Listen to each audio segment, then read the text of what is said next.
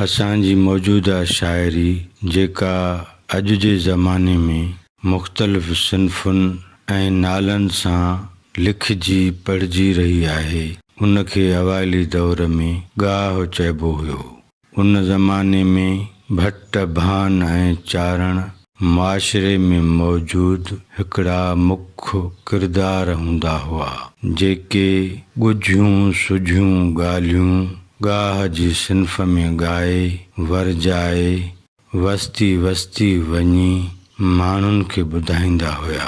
पुनूं केच मकरान जो लाॾाऊ जत हुयो।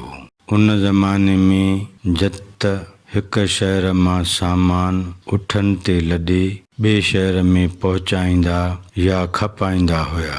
जतन जॾहिं शहर बंभोर में अची बाज़ार लॻाई त ससुई साहेड़ियुनि सां गॾिजी ख़रीदारी करण वई।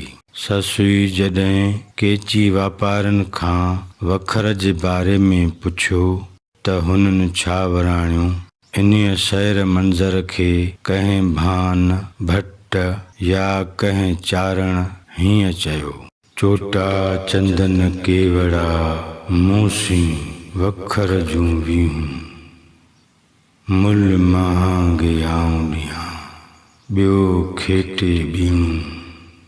सिंधी अदब ऐं ज़बान जी तारीख़।